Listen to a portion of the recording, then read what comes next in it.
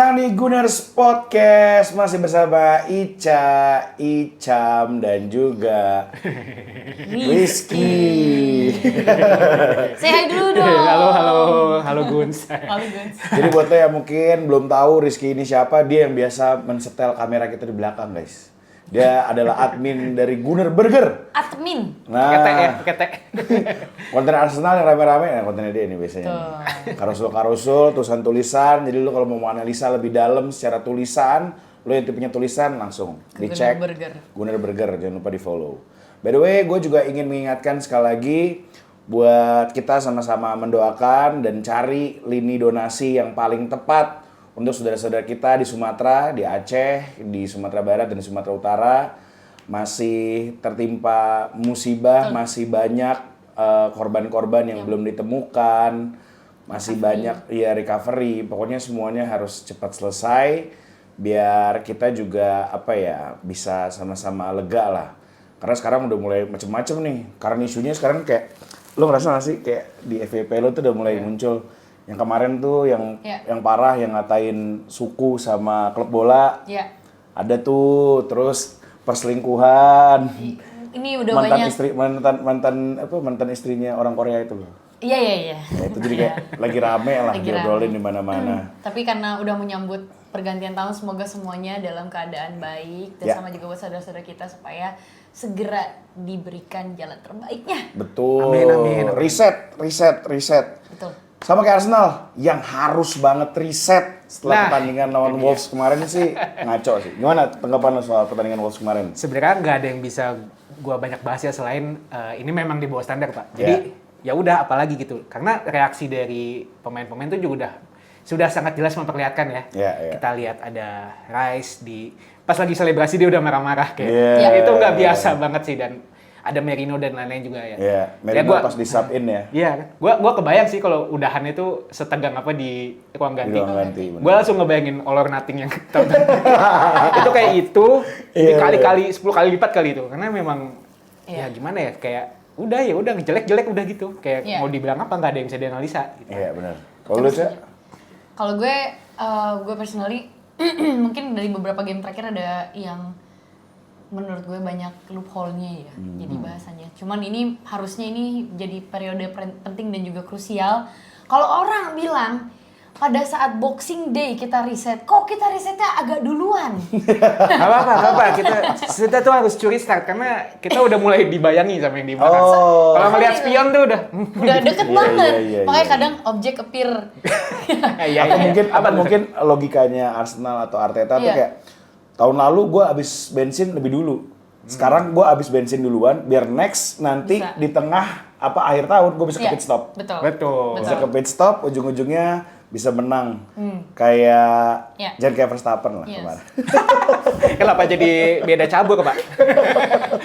Cuman kalau bisa dibilang sih memang menurut gue juga salah satu alasannya kayak beberapa key playernya aja sih yang kayak memang Arteta mencoba, tapi sayangnya mungkin ya kadang ya hit or miss lah ya gitu. Ternyata memang ada beberapa posisi yang sebenarnya masih belum bisa tergantikan atau memang belum pada saat level yang sama. Contohnya?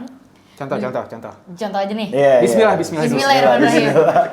Iya, pastinya center back kalau gue gitu ya. Karena beberapa pemain depan, lini depan, terus kemudian ada Odegaard juga udah balik, harusnya bisa punya momentum yang baik lah. Karena waktu itu sempat mandek di mid dan depan ya, tapi kalau sekarang emang center back kok rasanya kehilang separuh jiwaku pergi. Beneran abis sih soalnya center back kita tiga-tiganya kan untungnya kemarin udah balik satu. Udah balik satu tumbal lagi satu. BPJS itu pasien BPJS kita nambah lagi katanya. Harus manfaatin sebelum di reset ya, harus ngabisin dana umum. By the way, kalau misalkan kita ngomongin pertandingan kemarin juga, ada beberapa highlight yang mungkin rame di media sosial.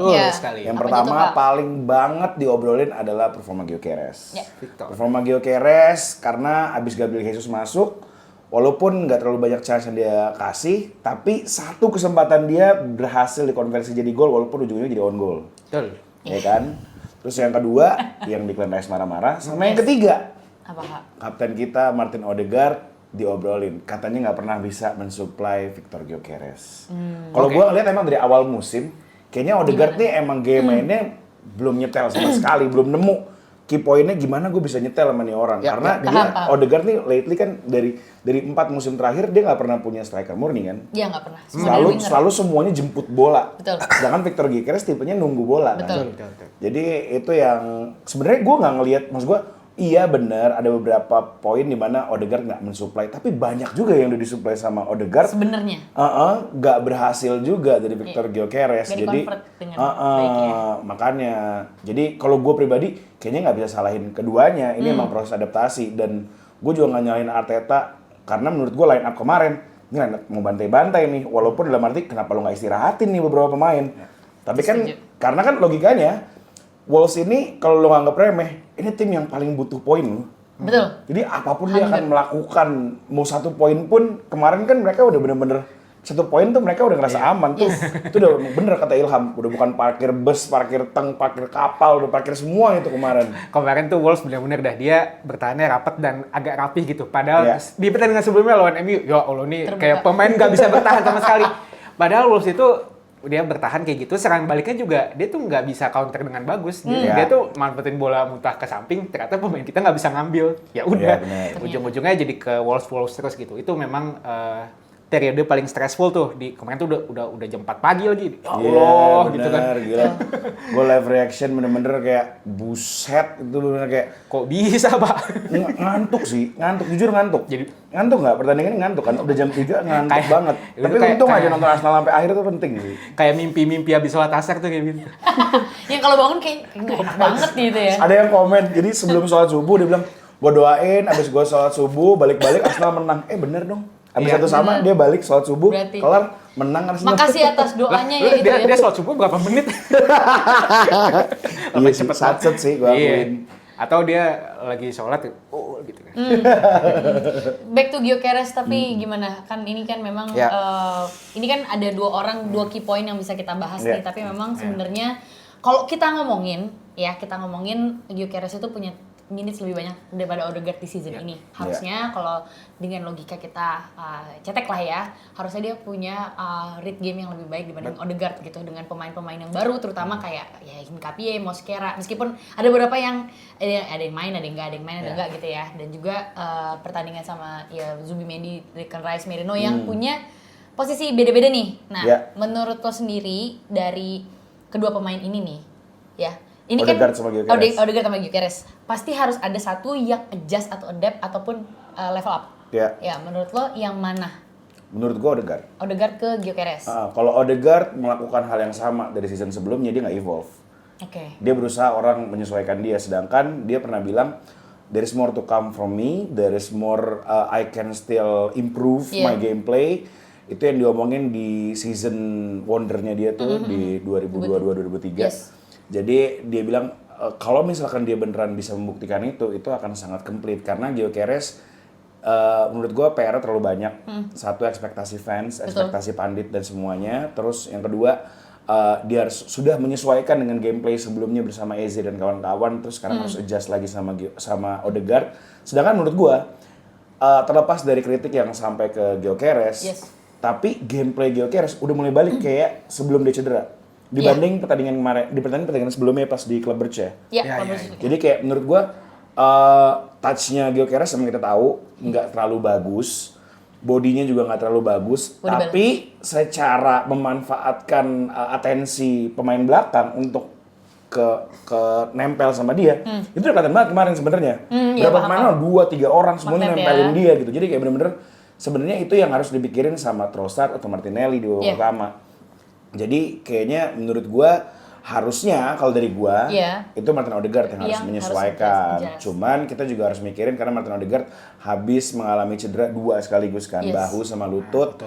Dan itu juga bukan cedera yang biasa. Season sebelumnya juga dia cuma main setengah musim. Jadi pasti perlu banyak banget adjustment. Cuman ya emang kritik juga nggak bisa dipungkirin. Emang gimana ya, ekspektasi kita di season ini udah sangat tinggi. Jadi satu aja kesalahan pasti akan ada kritik, terlepas dari outputnya akan seperti apa. Setuju.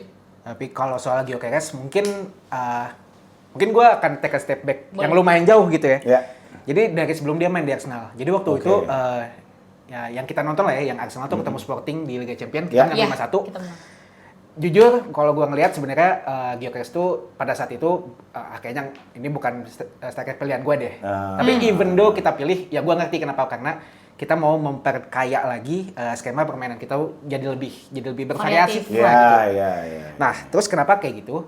Jadi gue ambil contoh satu peluang Gyökeres yang dia dapat itu, kalau nggak salah tuh dia terima bola angle kiri. Iya. Terus dia running balapan sama Kivior. Terus dia shoot dan dia kena tiang. Sporting. Iya, ingat kan? Iya, aku ingat. Itu tuh sebenarnya strength-nya dia di situ, dan sebenarnya peluang kayak gitu di Arsenal memang jujur jarang-jarang gitu. Dibanding kalau di tim-tim lain, terutama di Sporting. Yang kayak golnya lawan gol ketiga dia lawan Leeds ya. Lawan Leeds, betul, persis kayak gitu. Fiori ya. Iya benar. Tapi ketika lawan Wolves sebenarnya gue ngerasa Trossard lagi Gyökeres itu udah mulai ada chemistry, tapi bukan sama Odegaard justru, tapi sama Trossard. Karena ketika Trossard masuk, Gyökeres tuh udah mulai dapat bola-bola kesukaannya dia. Jadi ini misalnya Trossard nih, Trossard dia ada di wing kiri, dia tuh nggak, kalau Saka kan dia biasanya langsung nusuk ya.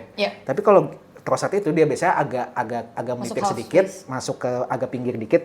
Nah terus dia tuh nunggu, biasanya tuh Calafiori yang masuk gitu kan. Benar. Kemarin tuh peran si Calafiori itu tuh dipegang sama Gyökeres, jadi si Trossard sering eye contact sama Gyökeres buat dia kirim bola ke depan, Gyökeres tahan bola, pakai kaki kiri, gue lupa kaki apa, pokoknya dia shoot lah dari angle kiri, tapi masih melebar. Nah sebenarnya itu chemistry itu udah ada. Akan tetapi chemistry sama pemain lain kayaknya masih agak hot and cold nih, masih 50-50. Kayak kemarin kan dia yang ada crossing dari Saka nih, yang dia dari Saka crossing. Kayak Gyökeres kaki telat, itu kan gak cuman kemarin, lawan West Ham juga nggak salah kayak gitu. Nah itu tuh kenapa kayak gitu, pas gue lihat lagi ternyata memang timingnya Gyökeres itu dia baru mulai lari itu ketika bolanya udah lepas. Karena kalau menurut gue ya nggak tahu ya, ideally lu tuh udah mulai bereaksi lari. Jadi ketika Saka udah mulai lari, jadi itu tuh kayak Havertz atau Merino, mereka tuh biasanya udah suka lari duluan ketika winger tuh masih set up gitu. Jadi ketika bola sampai posisinya udah bener. Nah itu tuh yang kayak ini masih harus dilatih lagi deh. Itu yang menurut gue. Gue setuju tadi tuh pas poin yang pas dia dapat kesempatan itu, menurut gue emang harusnya dia bisa memaksimalkan itu. Tapi setelah gue lihat lagi lebih dalam, itu yang marking tetap 2 orang kan. Satu di depan dia, satu di belakang dia, megangin dia. Tetap gitu aja ya. Jadi kayak menurut gue harusnya ya itu yang gue bilang, kayaknya tuh yang di belakangnya Gyökeres yang bertugas untuk second line-nya yang harusnya tuh memanfaatkan Gyökeres yang saat ini nih. Bukan berarti Gyökeres bagus dalam posisi itu. Kalau misalkan mau bagus banget harusnya dia golin. Dia bisa ngelawan itu. Cuman dengan posisi Gyökeres sekarang harusnya orang second line harus bisa memanfaatkan apa yang sudah kemewahan yang didapat dari Gyökeres ini gitu loh. Jadi kayak kemarin disayangkan aja. Dan menurut gua bukan cuman Odegaard yang kalau emang mau kritik soal bagaimana main sama Gyökeres. Saka yang lebih lama juga nggak ada perkembangan, malah Madueke yang lebih cocok kayaknya. Pada saat lawan Liverpool kan sebenarnya Gyökeres Madueke lumayan gitu loh.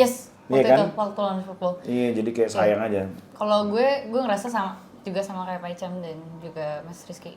Kalau memang harusnya menurut gue itu Odegaard yang harus bisa match lah sama Gyökeres, karena gue pernah bahas yang waktu itu ya short sebelumnya. Memang kita nggak ngomongin Gyökeres Decoy, kita ngomongin Gyökeres dan second line-nya. Karena menurut gue second line, mau itu Eze, mau itu Odegaard ataupun siapapun yang ditaruh di second line-nya atau posisi Cham lah ya.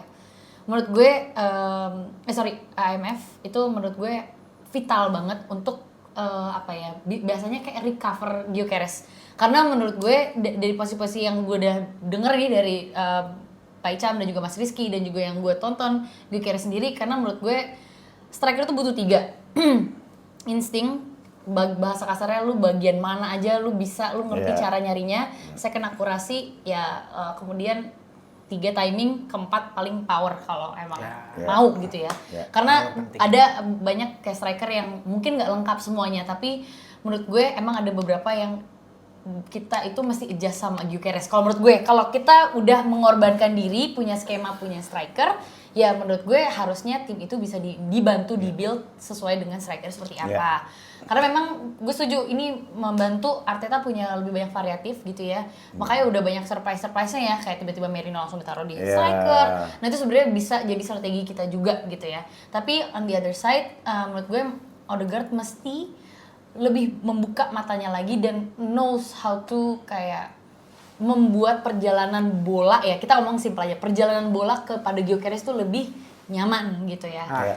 Jadi karena menurut gue beberapa kali yang gue tonton dari Odegaard ke Gyökeres tuh, karena mungkin udah lama terbiasa ya 4 season 5 season lebih ya, itu selalu lewat winger gitu ya. Jadi mungkin dia nggak get used to it, tapi udah karena muscle memory. Udah muscle memory, apalagi kalau kita ngomongin ke kanan ya, gue nggak ngomongin Sakasetis, tapi kita ngomongin ke kanan tuh apa ya, itu udah kebiasaannya Odegaard.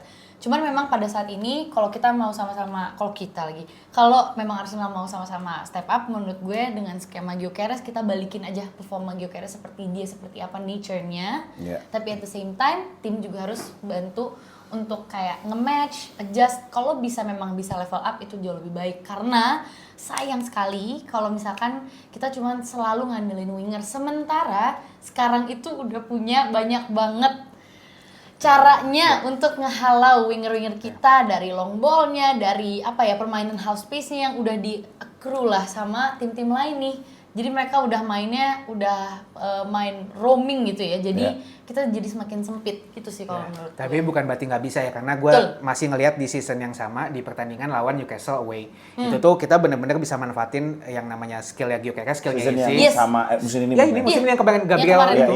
Kita Kita manfaatin siapa namanya Gyökeres, Eze, Zubimendi itu menurut gue efektif karena banyak bola yang langsung dari Zubimendi ke depan dan nyampe gitu. Jadi kan sebenarnya ya mungkin emang itu dilakukan Odegaard kemarin kan. Gue kayak berapa kali tuh dia kayak ngapain dia ngelopin begini mulu ke Saka. Iya, dicoba. Specifically ke Saka kemarin tuh. Kayak ke Saka mulu gue kayak. Kalau Odegaard tadi ke Gyökeres ada sekali. Tapi gue pikir kayak ini opportunis banget. Tapi ini kayaknya gaya main baru Odegaard yang lagi dicoba buat nyobain. Jadi begitu dia ngelop, dia bisa lari, dia masuk ke second line gitu loh. Kayaknya sekarang situ gitu loh. Tapi kan memang beberapa kali works dengan Eze di situ.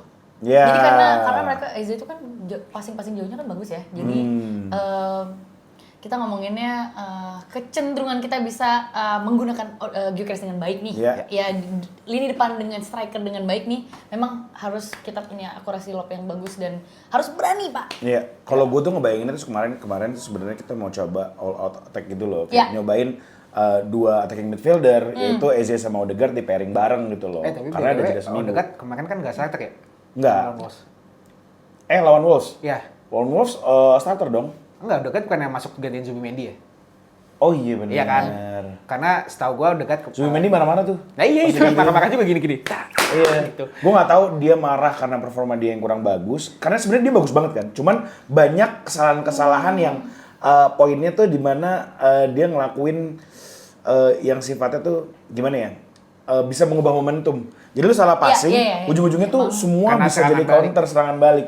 Dan itu yang ngebikin, seinget gue, gara-gara salah passing Zubimendi, itu yang ngebikin Ben White cedera. Hamstringnya kena kan? Lari semua kan, gue lihat banget tuh, semuanya tuh.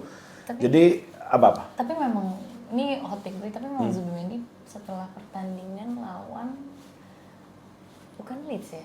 Cepet banget, cuman kayak setelah pertandingan Leeds awal deh. Atau kapan ya?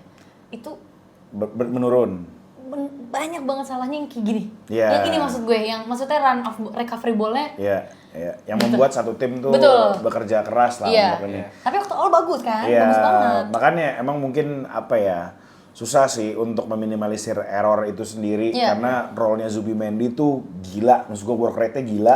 Jadi dan sebagai defensive midfielder lu udah semaju itu, emang resikonya udah segede itu yang harus diemban gitu loh. Jadi untuk menyalahkan Zubimendi di saat itu menurut gua tepat nggak tepat? Tepat karena kenapa lu bisa melakukan karena itu terjadi. Karena itu terjadi. Tidak tepat karena skemanya memang nggak memungkinkan gitu loh untuk lu tetap nyuruh gua nih sebagai playmaker. Terus tiba-tiba lu nyuruh, karena kan di pertandingan kemarin playmaker-nya Zubimendi dong, bukan Declan Rice kan? Declan Rice bahkan nggak kelihatan sama sekali di pertandingan kemarin. Menurut gua, personally, umpannya nggak jelas. Dia salah satu yang main jelek tuh. Salah satu yang main jelek yang standarnya Declan Rice tuh tinggi banget. Sebenarnya, begitu dia main biasa aja, itu kelihatan jelek banget gitu loh. Dan Zubimendi tuh bener-bener recovery ball-nya banyak, passing-nya bener-bener buat tektokan sama semua orang ada. Dan lawan klub Brugge dia udah kayak Iniesta anjir, di mana aja ada. Gue bilang gila.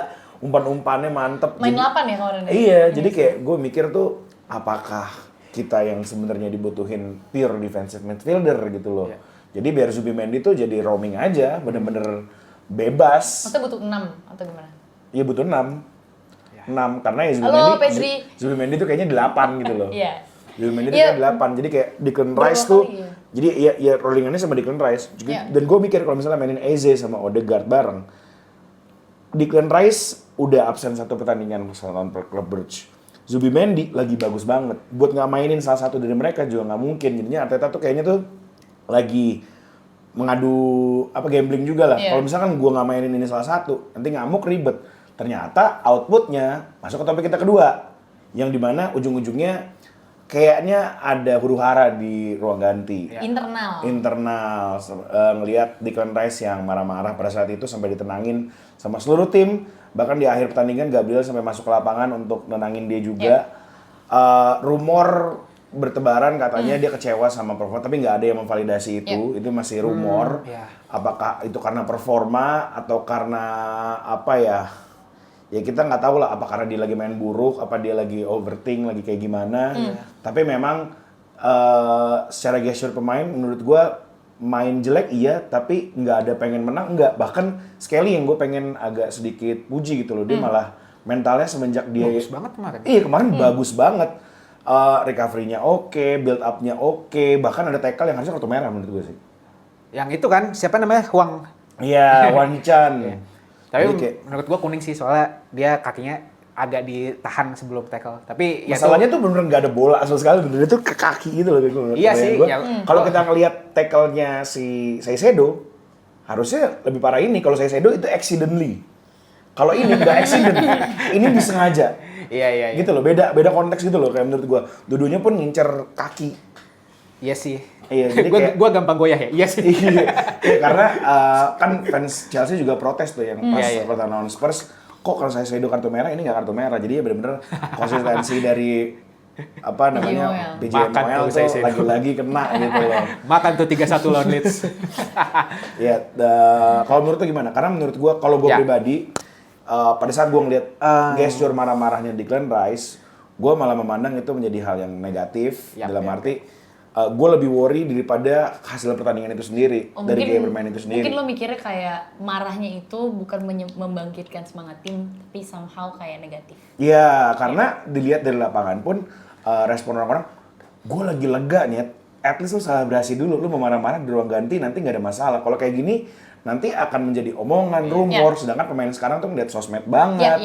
Terus jadi kayak kesannya, ini jangan-jangan ada geng lain nih, ada perpecahan di dalam. Ngerti. Bahkan sampai Arteta ngasih, terlepas dari masuk akal dikasih libur 2 hari karena padat, tapi menurut gua itu untuk cooling down pemain-pemain yang lagi overheat juga gitu loh. Jadi kayak mungkin Declan Rice atau Merino ya kemarin sempet, atau ya Timber lah, Saka lah, Hinkapie tapi Hinkapie gila sih. Gila, Hinkapie harus main terus lagi. Gimana menurut lo? Menurut gua kalau pemain-pemain pada marah, iya. Gue malah bingung kalau mereka nggak marah gitu. Tapi emang dari awal depan gitu ya. Dari awal tuh kelihatan banget. Tapi ini kita ngomongin apa ya? Ini gue sotoy-sotoy aja yang ngomongin leadership ya. Jadi misalnya katakanlah Declan Rice mau menunjukkan leadershipnya dengan dia bertingkah laku seperti itu. Tapi menurut gue udah ke arah situ lagi. Gue tuh akan lebih apa ya? Gue tuh akan lebih ngeri sama leader kalau misalnya dia tuh di depan tenang-tenang aja kayak Odegaard gitu. Terus udah masuk ruang ganti baru di address satu-satu. Iya, jadi tuh kayak gue tuh selalu takut kalau sama bos yang kelihatan gak pernah marah, tapi sekali yang marah dia. Nah gue tuh ngeliat Odegaard tuh tipe yang kayak gitu. Karena gue yakin Odegaard nggak mungkin nggak ngomong gitu. Nggak ekspresif Odegaard tuh. Tapi kalau di depan jaim banget gitu di depan. Lihat di interview nggak pernah ngelawak, nggak pernah marah-marah.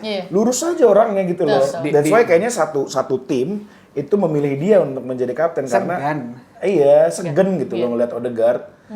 Lu gimana? Lu karena kan gorengan Declan Rice ini dari awal musim untuk jadi kapten kan. Paham. Gara-gara Tony Adams juga yang ngomong dan gue ngeliat Tony Adams ngomong secara publik, Declan Rice juga nunjukin ini secara publik gitu loh. Jadi kayak menurut gue citranya tuh plus minus, ada yang suka banget, ada yang kayak gue ngeliatnya kayak kenapa harus begini sih? Kan jelek gitu loh. Tim kita tuh tim kekeluargaannya ada retaknya gitu loh di situ gue ngeliatnya gitu loh. Iya, kalau menurut gue kayaknya ada situasi yang bikin gak enak, tapi gue cukup setuju sama Mas Rizky. Kalau menurut gue dari ya let's just say ini kan kolektif ya. Kalau misalnya tim secara keseluruhan dengan hasil-hasil yang agak susah payah untuk didapatkan ini sih menurut gue wajar kalau misalkan ada ya strain lah ya, bahasanya ada tension, tegangan gitu. Cuman memang kalau menurut gue pribadi kayaknya kalau yang sempat gue lihat-lihat lah ya kemarin, kayak memang ada kecenderungan karena kemarin beberapa game awal-awal itu sebenarnya itu udah nyetel kan. Ya ketika mereka frustrasi kalau menurut gue kayaknya ketika one of the teammate itu harus absen. Karena sebenarnya kalau kita ngomongin absen, kalau lu unfortunate lagi main di game oke, tapi ada beberapa cedera juga yang dari training dan juga menurut gue ada medical things yang perlu direview lagi. Gitu kok bisa bener-bener selama itu. Kita bukan ngomongin ACL ya, kita ngomongin yang kayak injury kayak groin lah waktu itu yang simple menurut gue gitu ya. Nah, secara pribadi gue menanggapi ya apa yang Rais lakukan. Gue bisa bilang belum good governance dengan baik sih, karena sebenarnya not all leadership itu harus ditunjukkan dengan let's just say anger atau emotion, karena sebenarnya yang dibutuhin semua tim ya bola yang pernah gue tonton, karena gue pernah Kapten Cheers ada, Kapten Tsubasa ada, ya kan ada tipe-tipe kapten ada beda, tapi kalau bola itu udah pasti knows how to gimana caranya dia bisa mediasi dengan kayak misalnya referee, terus kemudian dia bisa cooling down pemainnya, dia bisa nyiptain lagi sparks yang ada di timnya. Itu pekerjaan yang nggak mudah gitu, tapi kalau kita nunjukinnya lebih ke aggression, gue yakin 100% semua orang akan putar balik badan kalau apalagi posisinya lagi capek gitu ya. Jadi menurut gue belum wise move aja saat ini. Dan kemudian juga menurut gue kalau dibilangin digadang-gadang jadi kapten, I see it in the beginning sebenarnya gitu. Maksudnya setelah Odegaard cedera, terus kemarin ya kita lihat ada Saka, cuman don't forget kita ada pemain lama dan ada pemain baru. Jadi kita timnya ini bukan tim yang completely gue bisa lihat ya secara dinamikanya bukan yang bukan nggak fluid ya, fluid, cuman tim Arsenal yang gue lihat beberapa tahun terakhir itu butuh jalan-jalan ke Dubai. Ya, kayak setelah Dubai training facility menurut gue ada beberapa yang berubah, cuman memang balik lagi kalau kita ngomongin belum wise moves aja. Cuman in the future hopefully kalau memang apapun itu keputusannya kayak ya Odegaard mungkin departure, dia udah ngelepas ban kaptennya, atau mungkin nanti Saka itu jadi kapten, gue harap siapapun kapten itu mereka knows the place gitu ya, mereka tahu cara nge-tame timnya, karena kalian tahu Arsenal itu adalah tim yang kalau hunger semua dikeramasin dilibas abis. Jadi we need someone yang bisa tame.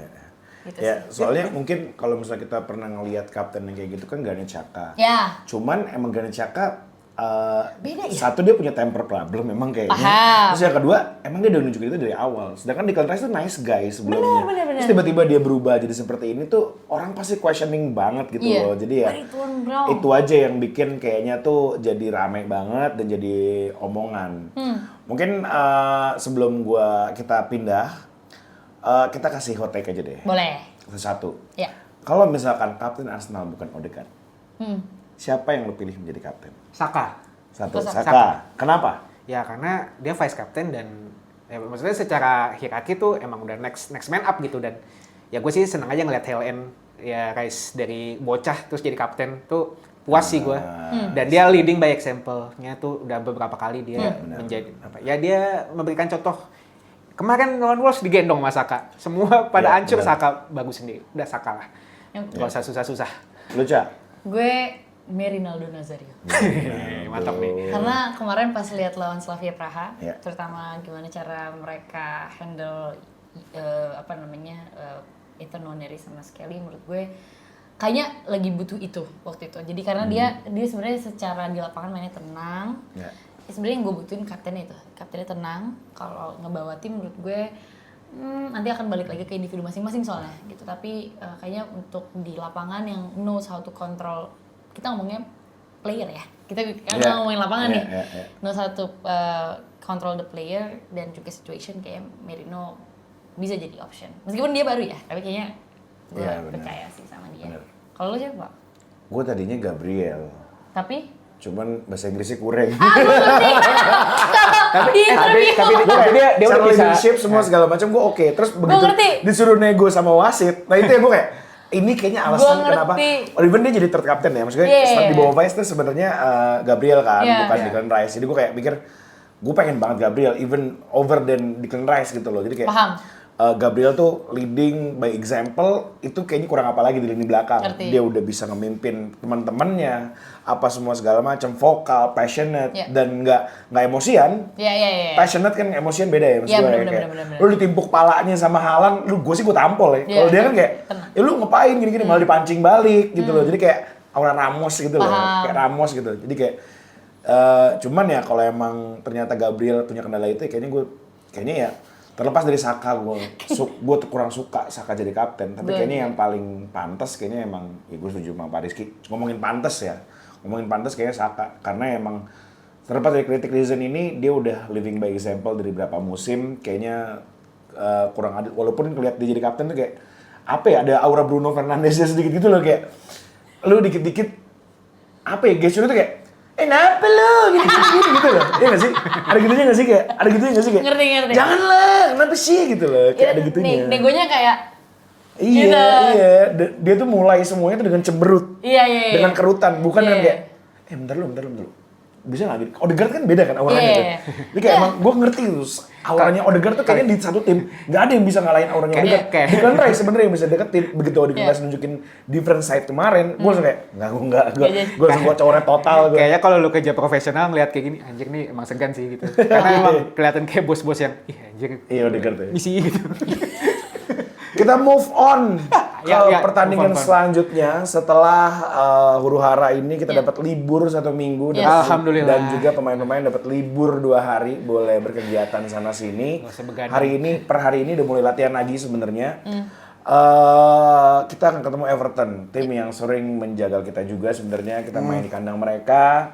Season ini mereka lagi bagus. Jack Grealish tanpa disangka-sangka menjadi pemain kunci di Everton yang kita kira udah abis di Manchester City, ternyata dia masih bisa gendong-gendong selama tim yang Inggris banget tuh. Everton kan salah satu yang Inggris banget gitu ya. Jadi kayak gue mikir ini akan menjadi challenge yang cukup lumayan. Setelah huru-hara kemarin, gimana pendapat kalian?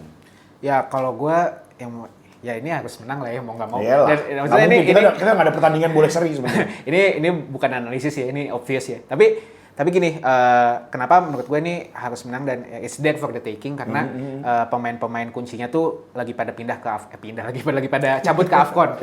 Ada Iliman Ndiaye sama Gana Gueye kalau nggak salah ya. Terus si KDH Kang Desbirhal tuh juga cedera. Itu habis kartu merah yang berantem itu si Gueye. Abis berantem sama teammate sama si siapa sih? Lupa gue Jagiel kan. Lupa gue, tapi dia kemarin Desbirhal juga cedera dan kayaknya Grealish juga nggak fit. Gue nggak yakin ya, tapi intinya tuh pemain-pemain kuncinya lagi pada nggak ada dan walaupun memang Everton tuh udah pasti dia akan bertahan dengan rapat ya kalau ketemu kita. Tapi gue ngerasa ini peluangnya untuk kita bisa memperbaiki lagi. Apalagi kalau kita memperbaiki di kandangnya Everton yang memang 5 tahun terakhir kita lumayan struggle. Itu pasti kemarin mental yang udah marah-marah bisa jadi naik lagi. Ada masalah kita sama tim biru. Di kandangnya tim biru tuh ada masalah kita. Kenapa ya? Dan yang gue pengen lihat sebenarnya karena Trossard udah makin fit, gue udah nggak sabar nih ngelihat dinamikanya Trossard sama Calafiori. Karena ketika Trossard dia kemana, Calafiori dia kemana, kayak udah telepati gitu. Jadi karena kemarin udah ya kan si Trossardnya absen gitu. Ya gue pengen ngeliat itu lagi gitu dan. Berarti ini sekarang player to watch nih. Player to watch-nya siapa? Ya Calafiori dan Trossard aja. Gue pengen lihat kirinya hidup lagi aja sih. Calafiori Trossard tuh udah kayak Saka Ben White pada masa itu. Iya, kayak udah dapat gitu loh chemistry-nya. Iya, Anda itu sama periodenya ya Pak ya. Kanan kiri, wush. Dulu Pak. Oh gua menurut gua ini benar-benar kejadian kemarin tuh kayak 2 belah mata pisau gitu. Paham. Either lo akan jatuh banget atau lo akan recovery fire up semua pemain. Season ini sebenarnya kita udah lumayan membuktikan beberapa pertandingan tandang kita yang sulit banget. Kayak kita di Craven Cottage, kita di Stadion Newcastle. Ya, St. James Park. Iya, St. James Park di beberapa di Stadium of Light. Stadium of Light tuh trauma sih sebenarnya. Semenjak itu sebenarnya ada problem dari Arsenal. Di Stamford Bridge. Yes. Kita udah ngelewatin itu dan kita belum kalah, baru kalah di Villa Park. Di pertandingan tandang kita, jangan sampai, soalnya gue ngeliat Aston Villa sama Everton tuh sebenarnya kayak dua sosok yang sama gitu loh, kayak kembar tapi beda gitu. Gaya bermainnya diisi sama pemain-pemain pemain Inggris yang bener-bener punya passion, punya apa ya, gue tuh hooligan dan gue pemain Inggris yang gue pengen nunjukin sesuatu, itu ada dua-duanya. Dan gue berharap sebenarnya Eze sama Odegaard, itu harapan gue tertinggi sih. Eze sama Odegaard bisa di pairing secara bareng, jadi sehingga ini dua-duanya suka nge-shoot. Gue berharap kalau Odegaard masih kayak kemarin suka nge-shoot, second line-nya ada Eze yang bisa nyambut gitu loh. Di saat Gyökeres udah narik 2 orang. Dan itu tuh makanannya Eze banget kan. Kita lihat main di Newcastle, main waktu lawan Spurs, lawan Crystal Palace pun seperti itu yang set piece. Dan musim-musim sebelumnya di Crystal Palace pun bermainnya seperti itu. Jadi kayak gue berharap besar banget dari situ. Dan dua-duanya tuh punya umpan loop yang oke-oke banget. Jadi kita bisa manfaatin either Trossard dengan yang sekarang atau ya Martinelli sekalian gitu loh. Martinelli di babak kedua tuh gue kangen banget. Martinelli menit 70 masuk tuh deg-degannya sih gue jadi musuh sih. Bete sih. Dimasukin ya? Buset yang masuk dia nih, napas gue udah habis. Soalnya Trossard kan doyan banget tuh. Orang tuh powernya di saat kalau kita main bola gitu kan kayak gue udah gencet begini aja, itu kan ada tenaga yang lu keluarin kan. Sedangkan Trossard kan doyan banget tuh yang goreng-goreng gitu ya, gitu loh. Jadi kayak itu udah makan tenaga orang banget. Dan umpan main barengnya sama si Calafiori itu nguras tenaga banget. Jadi Martinelli masuk tuh logis banget. Sebenernya. Itu yang gue harapkan gitu loh. Dan Madueke juga gue pikir tuh kemarin Saka akan diganti di babak kedua. Karena di babak pertama nggak terlalu menunjukkan sesuatu yang berbeda dan kapten udah Odegaard. Jadi logikanya sebenarnya Madueke kayak bisa main dan dia lagi on fire gitu loh, inform. Cuman emang mungkin jatahnya kalau lo man of the match lo boleh istirahat segame gitu kali ya. Kayak ya situasi kemarin juga nggak mungkin lo tarik Saka sih, cuman dia yang berfungsi kayaknya. Iya. Jadi kayak ya udahlah itu seperti itu gitu. Iya sih. Tapi Saka udah dicobain di kiri bisa bang. Bisa maksa banget. Bisa. Soalnya Madueke lagi bagus banget gitu loh. Bisa, gue juga pengen lihat tapi kan? ya nggak tahu lah pemain kita lagi banyak di depan jadi ya udahlah yang mana aja gue terima dah. Sama gue berharap kita menemukan pertanyaan setelah Ben White cedera. Siapa yang akan membackup Jurrien Timber? Bener-bener jadi PR krusial sih. Lo gimana, Cak? Tapi player to watch jadi siapa? Oh, player to watch gua Gyökeres. Masih. Tetap player to watch-nya kita apa Everton? Arsenal aja. Arsenal Gyökeres. Gue tetap berharap dia bisa menemukan dia bisa melepas deadlock inilah. Sehingga bisa menjawab chances dia golin gua kayaknya ada di 80% tinggi. Gue tinggi banget ekspektasi gue karena ekspektasi sama Gyökeres selalu tinggi. Iya, karena menurut gue selalu sedikit lagi gitu loh. Walaupun jarang sekali tapi itu kuat banget gitu loh. XG-nya besar. Oke. Lu Cak? Kalau gue pastinya setiap pertandingan gue selalu berharap 3 poin. Pasti. Karena memang pada saat-saat ini adalah waktu-waktu yang sulit ya buat Arsenal karena kayak ya harus juga bisa maintain tim kita yang ada beberapa yang cedera ini tapi harus diistirahatin, tapi kalau nggak ada dia tuh siapa lagi gitu kalau orang bahasanya gitu ya. Ya dari yang gue liatin ternyata Grealish tuh injured. Oh, Grealish injured. Bener ya? Dia hamstring, cuman masih belum tahu, tulisannya masih doubtful, jadi masih belum tahu apakah dia akan turun atau enggak. Tapi hopefully di pertandingan ini kan udah pertandingan yang menurut gue bahasanya apa ya, kadang kayaknya badan dikit lagi udah mau rest karena orang-orang pada mau Natalan. Ya terutama pemain-pemain Arsenal yang sangat-sangat religious gitu kan akan sangat-sangat look forward gitu. Hopefully dengan ekspektasi mereka mau istirahat, mereka bisa abisin gitu ya di game ini. Kalau dari gue pribadi sih Everton sekarang peringkat 9 ya. Ini bukan peringkat yang bisa diremehin karena secara poin dikit-dikit aja loh. Iya, benar. Iya, poinnya dikit-dikit aja. Benar. Tapi gue benar-benar berharap kalau Arteta dan juga pemain ngerti gimana caranya untuk mutus deadlock yang tadi Pak Ica bilang. Karena menurut gue dari kekalahan kekalahan dan tidak konsistenan kita setelah lawan Sunderland terutama itu harus punya benar-benar satu momentum bounce back kayak tak gitu. Saking kecewa kita nganggap itu kalah gitu. Betul. Terus seri itu. Tapi sebenarnya kita udah dapat waktu momentum Bayern Munchen. Ya, waktu itu Bayern Munchen sama Spurs itu kan dua momentum yang kayak kita, ini Chelsea kita bisa banget bisa nih. banget gitu. Ternyata. Cuman yang namanya bola itu bundar ya. Player to watch gue mau lihat Madueke. Personally gitu. Hopefully dia bisa main di game ini karena gue sebenarnya tuh suka banget sama Madueke karena gimana game changernya. Cuman yang namanya bola itu bundar ya. Ada beberapa game yang memang Madueke terutama yang Chelsea gak bisa bergerak gitu ya. Cuman ya Madueke sama paling ya sama sih Martinelli juga pengen lihat karena memang tipe Everton tuh bukan spitzer ya. Bukan, dia tuh main body, main body ya? Kayak apa ya? Siapa spitsernya si ini? Nggak ada. Iya, dia itu. Dia kan, cuma Afcon kan? Iya, itu pun juga cuma ngandelin satu lini doang. Kita kayak nganggap mainnya sama Saka doang gitu loh. Betul. Ya hopefully di game Everton ini bisa jadi balik. Gue selalu berharap setiap game gue selalu berharap ini bisa jadi bounce back yang kayak ayo Arsenal lu harus pede lagi, ayo Arsenal lu harus berbenah dan Arsenal lu harus melek gitu. Harus jadi evaluasi besar-besaran menurut gue ya selama seminggu ini. Pickford lagi berapa pertandingan blunder mulu juga itu. Yes, gue Liverpool Everton udah kan. Ya kemarin tuh blunder. Kemarin lawan siapa dia? Chelsea. Lawan Chelsea ya. Itu sih kalau dari gue. Sama satu lagi mungkin yang harus dipersiapkan juga sama Arteta. Jadi di midweek kita akan menjalankan laga quarter final. Aduh. Dengan lawan Crystal Palace. Crystal Palace yang kalau gue kemarin sempat nonton Crystal Palace lawan City sama anak-anak gue. Yes. Crystal Palace dominan mampus. Gila sih dia. Tapi gila City sekali counter ya emang apa ya, itu udah kualitas main sih. Udah kualitas main bener-bener kayak tiang berapa kali nge-shootnya bagus banget. Crystal Palace main bagus banget. Ya. Ingat kita di leg pertama season ini di Premier League kita kesusahan lawan Crystal Palace. Yes. Jadi gua harap Arteta bisa memilih dengan wise skuadnya dengan minimnya keberadaan pemain-pemain lini belakang. Jangan berharap Gabriel sembuh deh. Maksud gua jangan berharap dari situ. Karena kalau Gabriel dipaksain pun nanti cedera lagi lebih repot lagi. Mendingan udah nggak apa-apa.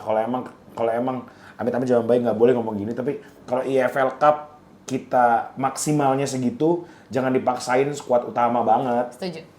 Menurut gua, kita udah bisa menang kok tanpa ada skuad utama selama ini gitu loh. Setuju. Jadi menurut gua, buat apa kita ngambil resiko untuk mendapatkan tiket ke semifinal dengan mengorbankan pemain-pemain kunci kita lagi, terlalu banyak yang cedera. Itu aja sih. Iya. Gue juga pengen yang main ya udah ya kalau bisa 11-11 dikasih 11-11-nya karena kalau lu lolos, lu semifinal 2 leg dan 2 leg itu lu ada kemungkinan ketemu City, Chelsea, Newcastle atau Fulham. Jadi kayak mager juga nih sebenarnya. Nah, ini kan kita nggak mungkin nge-tag podcast, kita mending prediksi line up-nya aja gitu. Boleh. Prediksi line up ya. Kiper udah pasti Kepa. Iya dong. Di EFL, Kepa. Di EFL sama FA itu udah pasti Kepa. Oke. Kepa. Backnya siapa? Ya, di kiri Skelly atau Calafiori? Ya Luis Skelly. Terus Norgard. Norgard? Ya iya gak ada lagi semua. Terus tengahnya siapa? Oke, Norgard. Terus Ica? Inkapie masih bisa kan? Inkapie sama Norgard gitu ya? Bek kanannya udah Timber doang. Salmon.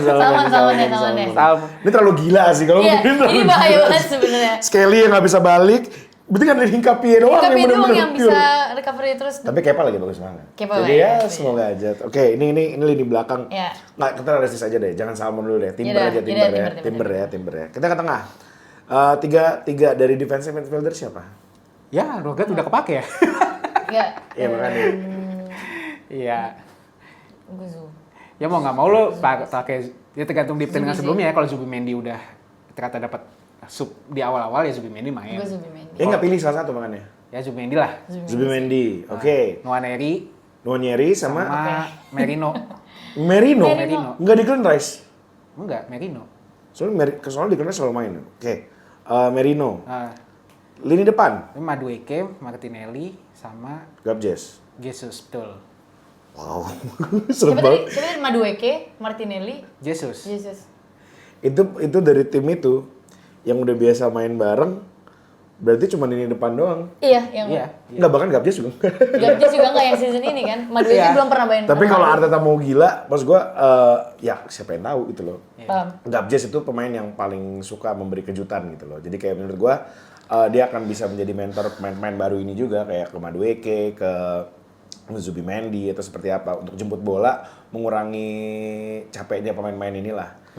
Dan Madueke suka nusuk-nusuk, Martinelli suka nusuk-nusuk, jadi kayaknya itu pas lah. Ya semoga aja lah, apapun itu, intinya semoga menjadi pilihan yang terbaik. Yes. Mungkin itu dulu podcast hari ini, cukup panjang, cukup serius, karena kita lumayan bete ngelihat pertandingan Arsenal setidaknya di 1 bulan terakhir, di bulan Desember ini.